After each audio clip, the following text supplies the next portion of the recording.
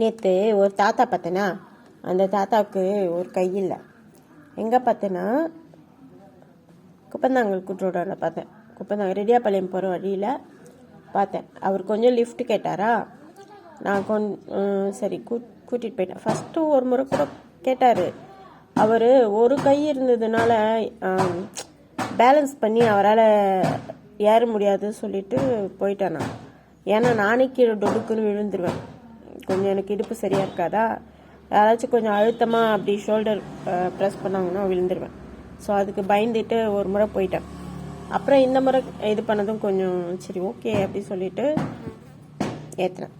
வழியில் கதை சொல்லிகிட்டே வந்தார்.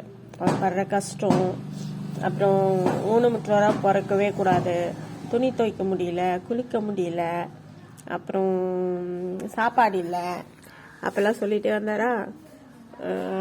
அப்புறம் சரி அப்படி சொல்லிட்டு கேட்டுட்டே நானும் போனதும் அவர் மேல்கரிப்பூரில் ஸ்கூலுக்கு நடுநிலை பள்ளி ஸ்கூலுக்கு 30 சென்ட் இடம் கொடுத்துருக்காராம்.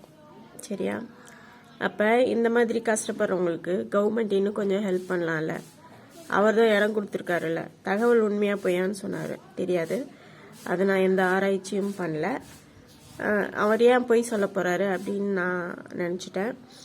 அப்புறம் கவர்மெண்ட் இந்த மாதிரி அவங்களுக்கு ஸ்கூலுக்கு இடம் கொடுத்தவங்களுக்கு அப்படியே ஹெல்ப் பண்ணலாம்ல. 1200 ரூபாய் தான் முதியோர் பென்ஷனா? அது அவங்களுக்கு பத்தாது இல்லை. பொதுவாக எல்லாருமே கேட்டால் 1200 ரூபாய் தான் சொல்கிறாங்க. 1500 ரூபாய் இல்லையா முதியோருக்கு பென்ஷன்? இன்னும் கொஞ்சம் அதிகமாக கொடுக்கலாம். யாருக்கு கொடுக்கணுமோ அவங்களுக்கு கொடுக்க மாட்டேங்கிறாங்க இந்த கவர்மெண்ட். அது எனக்கு கொஞ்சம் வேதனையாக தான் இருக்குது. என்ன பண்ணுறது?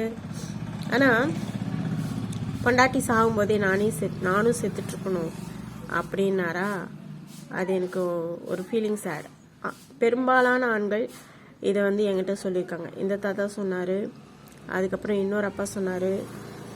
செங்கத்தில் நான் ஒர்க் பண்ணும்போது கூட நிறைய பேர் ஓட்டர் ஐடி வாங்கும்போது அவங்க பர்சனல் விஷயம் ஏதாச்சும் ஷேர் பண்ணும்போது இந்த மாதிரி சொல்லுவாங்க, பொண்டாட்டி செத்துட்டா நானும் செத்துடணும் அப்படின்ட்டு.